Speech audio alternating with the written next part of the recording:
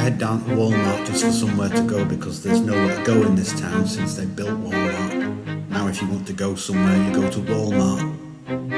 So I park up in the old town first. Walk past the windows of the charity stores and I look in them and they smell dead, like the town. And cross over into the stupid little town square with its stupid little town clock and its stupid little cast iron stick that doesn't work because time doesn't matter in this town. I walk past the smokers standing in the cold outside the bridge that no one goes in anymore because you can't smoke. And the clouds are grey and yellow, like the whole place has got cataracts. And I get some cash from a hole in the wall, and I walk up by the closed up marketplace where they sell the same shit as the charity stores. But it's no charity unless you count giving money to traders charity, which it is in this town. And I strike out past the bus depot and I take the underpass to Walmart for a minute. As the cars leave town above me, I feel afraid, and I feel alive, and I stop and I experience a fear that has its fist in my stomach, and I can't wait, and I can't wait, and I can't wait, and I can't take anymore.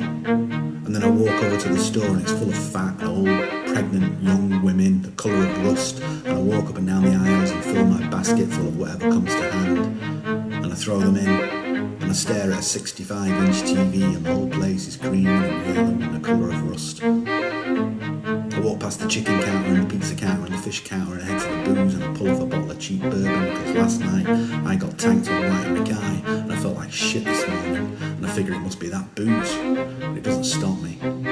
So I head for the milk and the bread and then to the checkout, but I don't want to go just yet. I don't want to leave this place. I walk up and down the aisle once more and hang out with the homeware and the picture frames. I buy a picture frame for a card that I got, but it's from no one. I bought it for myself. It's some Renaissance painting of kids pissing in a river and staring out expressionless, and one of them is hugging a swan. And it could be strangling it, so I wanted to frame it. So I got one, and I got a soap dish. I looked at the duvet covers for ages, and I think about buying one. But I can't imagine what it would look like in my room because there's only me in my room, and who would look at me other than me?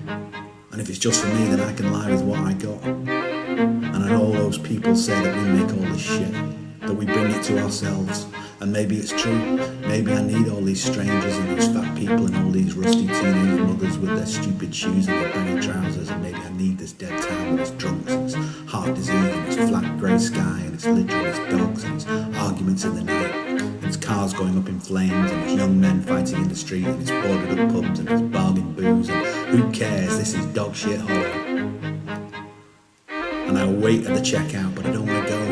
And the checkout girl has a face like an olive, an orange blonde hair and a mole on her top lip, and her lipstick is the wrong colour and her hair is orange but it wants to be blonde, and she asks me if I can pack my own bags and I say because I think it's funny.